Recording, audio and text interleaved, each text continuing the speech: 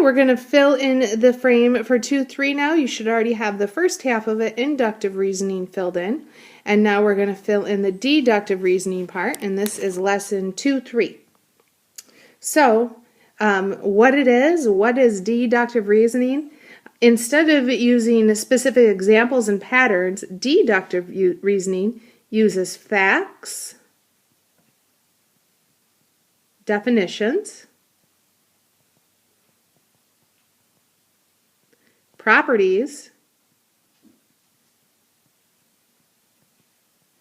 and laws of logic to form, should be a G, logic, to form an argument. So that's what it is. We're going to use facts, definitions, properties, and laws of logic to form an argument. What we use this for, we use it for proving things are true or false. Okay, so we use our deductive reasoning to prove for sure that something is true or false. So we have two different laws of logic that we are going to talk about. The first one is the law of detachment. So my law of detachment here says if the hypothesis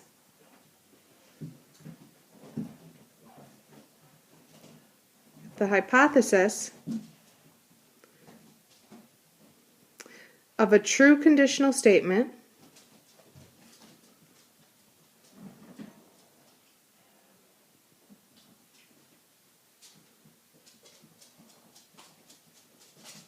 so if the hypothesis of a true conditional statement is true, then the conclusion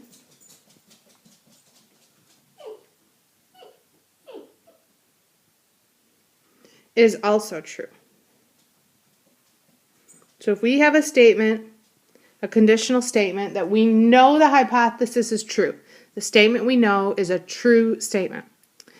If the hypothesis is true, then the conclusion must also be true.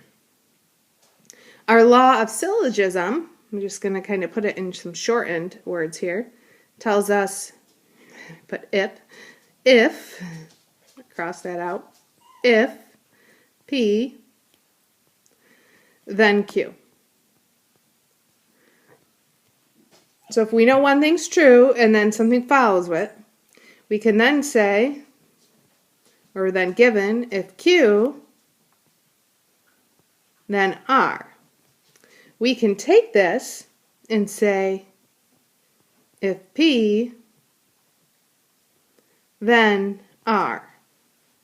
So this is what we can get out of these two statements above, and what we're really doing here is we're taking the then Q part and the if Q part, and we're putting the if and thens together.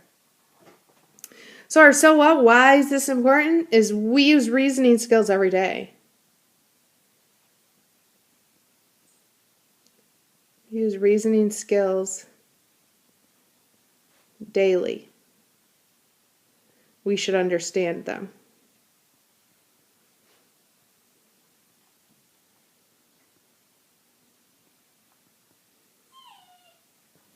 All right, and this is the end of your frame. You should have the whole entire frame completed now. You should understand inductive reasoning and deductive reasoning. You should now go and watch the 2-3 notes and fill in the notes for this part. On